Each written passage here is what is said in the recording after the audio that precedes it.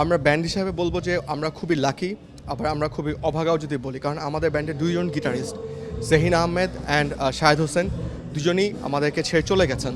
জহিন Ahmed 2017-তে, Shahed Hossain 2021-এ road accident মারা গিয়েছেন। So এই যে দুজন মিউজিশিয়ান নাই, বা আমাদের আরেকজন গিটারিস্ট ছিলেন ইমরান আহমেদ, আমাদের ফাউন্ডার গিটারিস্ট, প্রথম লাইন আপে ছিলেন, ওর ক্যান্সারের সাথে ফাইট করছে। সো এই যে স্ট্রাগলগুলো, এগুলো প্রতিনিয়ত আমাদেরকে ইন্সপায়ার করে টু ডু মোর মিউজিক। কারণ কি, যতদিন আমরা মিউজিক করবো, যতদিন আমরা বেঁচে থাকবো, ততদিন জহিন বাঁচবে, শাহেদ বাঁচবে, আমাদের আগের মেম্বাররা বাঁচবে, আমাদের কারেন্ট মেম্বারদের মধ্যে নতুন ফ্রেন্ডশিপ হবে, নতুন মেমোরিজ হবে। এটাই দিস ইজ লাইফ। সব জায়গাতেই আসলে আপনার এই সেম প্রবলেম হয়। আপনি দেখবেন যে অনেক সময় অনেক স্টুডেন্ট, তাদেরও আর্থিক প্রবলেম হয়।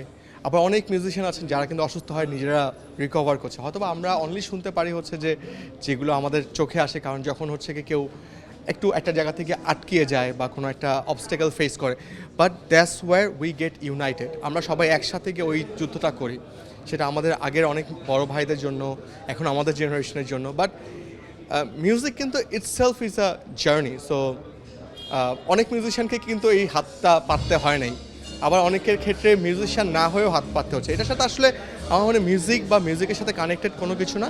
It's a in general overall বা আমাদের আর্থিক বা আমাদের সোসাইটিতে যে সিচুয়েশন হয় সেটারই একটা বহিঃপ্রকাশ এটা।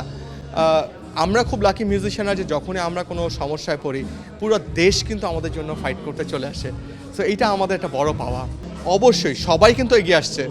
আমরা যতবার যে কোনো প্রবলেম, শুধু মিউজিশিয়ানদের সময় না, মিউজিশিয়ানরা আপনার ধরেন বাম্বার প্রথম কনসার্ট 90s-এ, কনসার্ট ফর ফ্লাড ভিকটিমস, যে কোনো ডিজাস্টার হোক, যে কোনো অ্যাওয়ারনেস ক্যাম্পেইন হোক, মিউজিশিয়ানরা কিন্তু সবসময়, আর্টিস্টরা কিন্তু সবসময় এগিয়ে আসে। সো এই জায়গাটাতে আমার মনে হয় যে যখন তাদের বিপদ হয়, পুরো দেশ তো আসবেই এগিয়ে।